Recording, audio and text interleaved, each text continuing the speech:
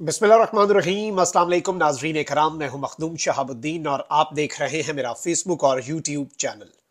उम्मीद करता हूं आप सब लोग बखैर वाफियत होंगे और जहां भी होंगे अपने अहले खाना समेत खुश भी होंगे और महफूज भी। नाज़रीन कराम, रात गए पाकिस्तान तहरीक इंसाफ के खिलाफ इलेक्शन कमीशन ऑफ पाकिस्तान ने एक बहुत बड़ी वारदात डाली है।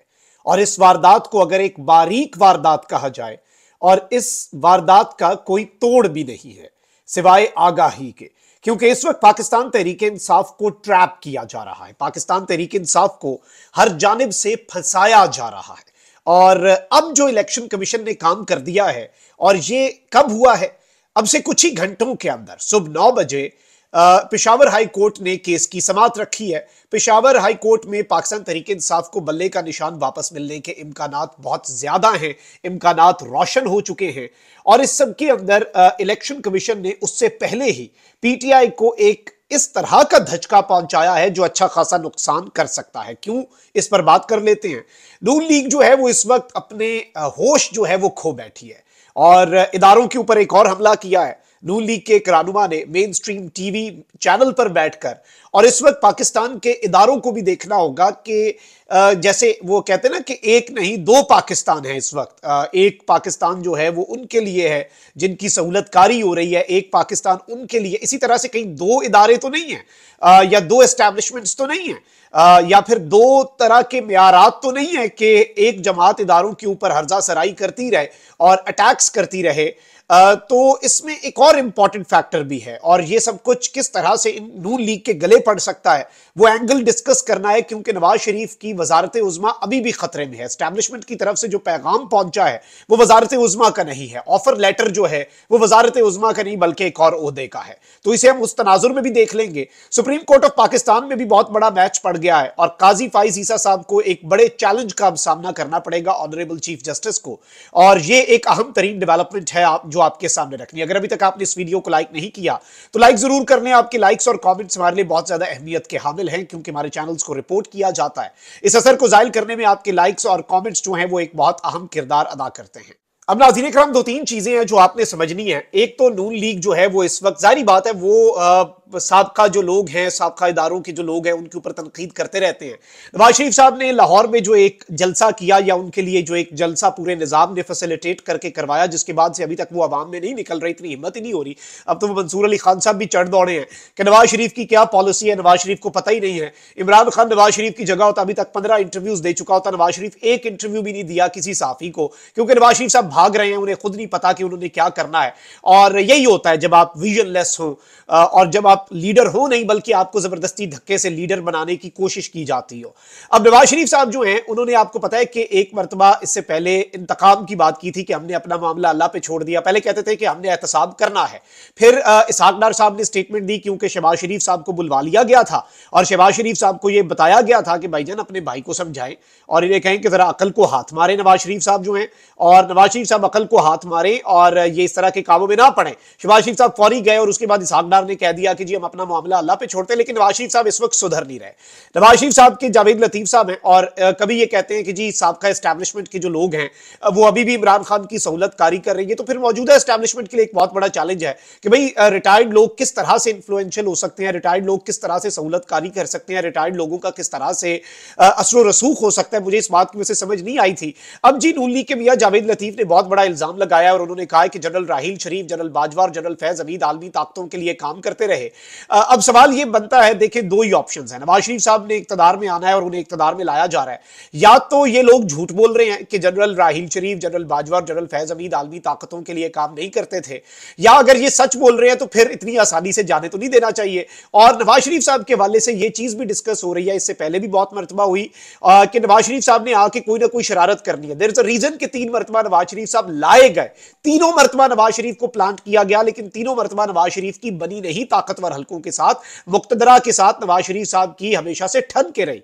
अब इस वक्त एक जानिब तो यह भी लॉबिंग चल रही है कि शहबाज शरीफ चूंकि एक तरह से आर्मी चीफ का जो एक इनिशिएटिव था स्पेशल इन्वेस्टमेंट फैसिलिटेशन काउंसिल, उसके बानी शहबाज शरीफ थे और उसके तसलसल के जामिन भी शहबाज शरीफ है और ये एस्टैब्लिशमेंट के करीब समझे जाने वाले कामरान खान साहब का ये दावा है।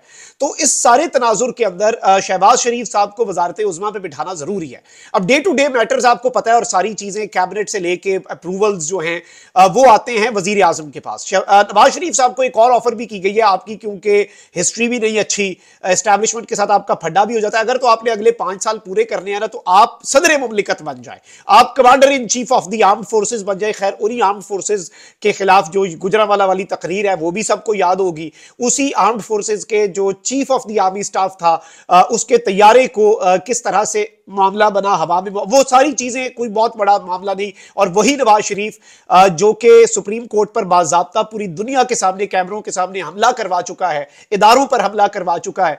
चले ऐसे है तो ऐसे ही सही। और आज टर्म्स होती है ना, बारियां बदलती हैं। नवाज शरीफ साहब ने भी कभी इस जगह पर फिर से आना होगा और आज जो कैद हैं उन्होंने भी कभी बाहर आना है और ये पाकिस्तान का एक अनफॉर्चुनेट रियलिटी बन चुकी है।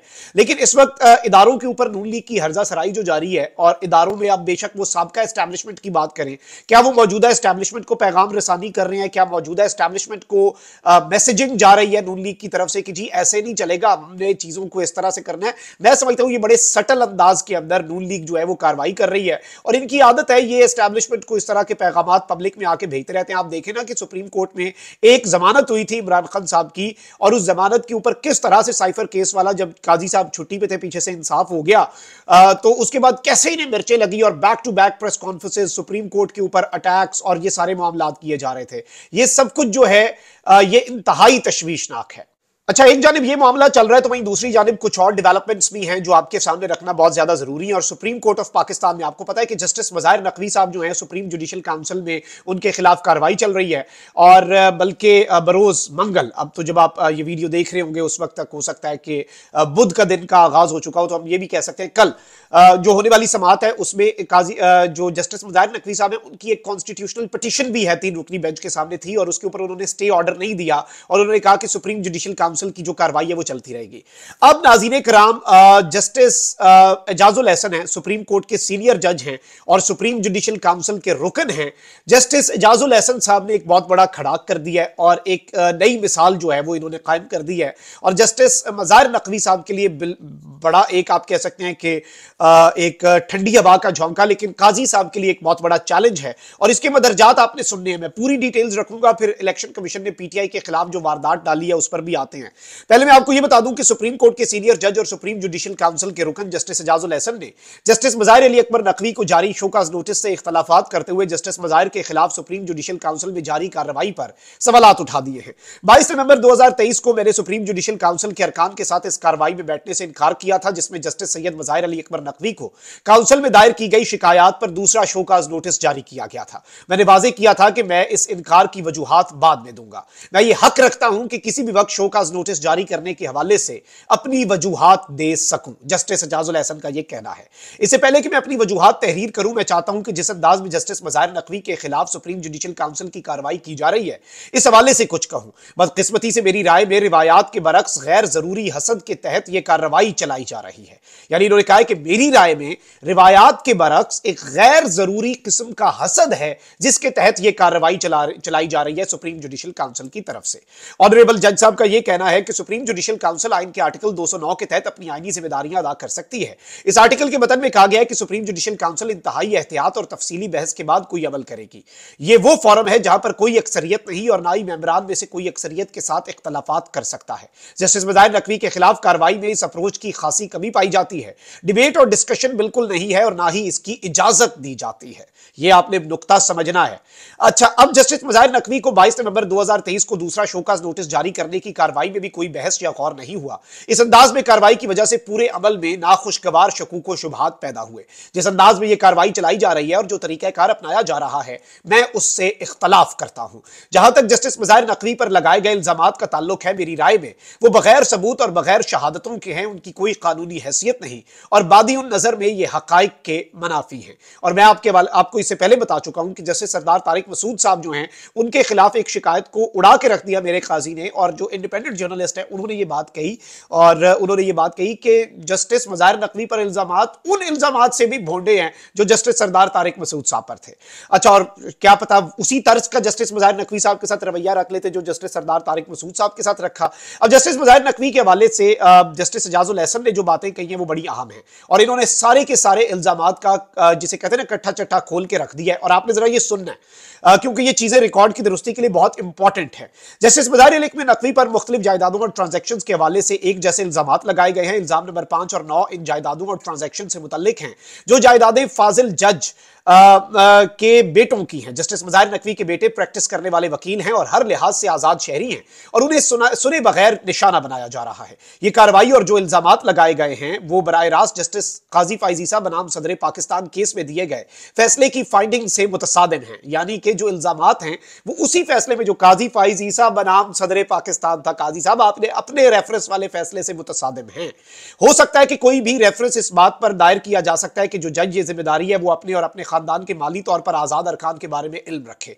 यही बात इल्जाम नंबर 10 के बारे में दुरुस्त है, जिसमें फाजिल जज के बेटों को मुलव्विस किया गया है। कानूनी तौर पर यह इल्जामात दुरुस्त नहीं है और एक जज पर ऐसे इल्जामात नहीं लगाए जा सकते, और उनके बेटे बालिग हैं, उनका तो बाकी तो जज अपने स्पाउस जो हैं, या फिर नवाज शरीफ साहब भी अपने स्पाउस और बाकी जायदादें या बेटी की जायदादों के नहीं जवाब दे, लेकिन जस्टिस मज़ाहिर नकवी साहब जवाब दें। जस्टिस एजाजुल एहसन साहब ने क्या कहा है?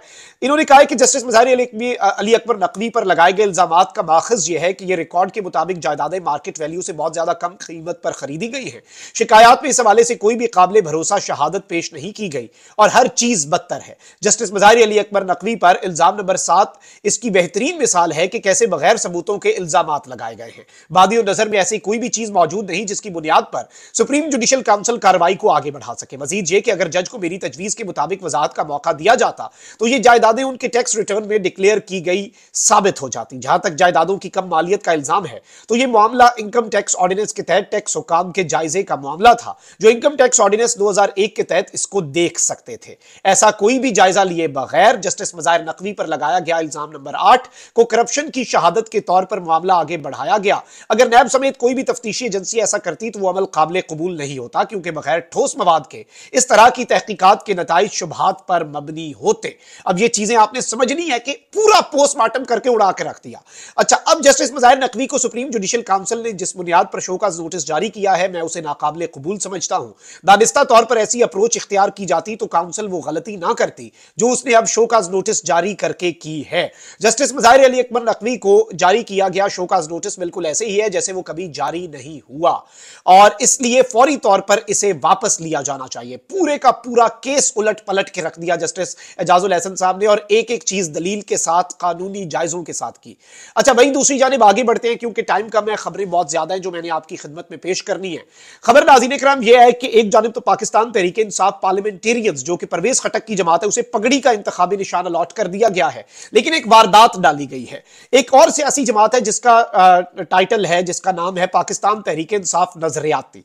अब इसे बल्लेबाज का इंतखाबी निशान अलॉट कर दिया गया है। अब यह एक बहुत बड़ी वारदात क्यों है, आपने इस नुक्ते को समझना है, बारीक नुक्ता है, इस नुक्ते की अहमियत को समझना है।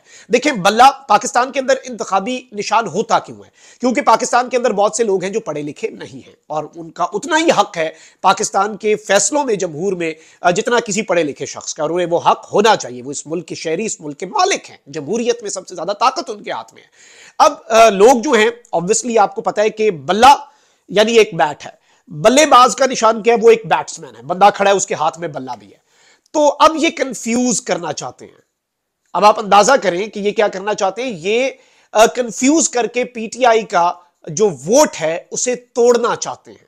आप इस नुक्ते को समझिए, और ये एक बहुत बड़ी वारदात है। अभी पेशावर हाई कोर्ट में बल्ले का निशान वापस भी मिलता है। ये क्या करेंगे मुख्तलिफ हलकों के अंदर जी, सबको जी पीटीआई नजरियाती जो है उसके अगर ये सिंबल जारी कर दे किसी भी डमी से आजाद रुकन को, वो पीटीआई का वोट खराब करेगा। और ये इससे पहले भी इस तरह की वारदातें जो है वो करते रहे हैं, और ये बल्लेबाज का निशान जो है वो इस काम के लिए यूज होता रहा है उसी तर्ज का। और उसके बिल्कुल आप नीचे प्लेस कर दे, लोगों को गलती लगेगी।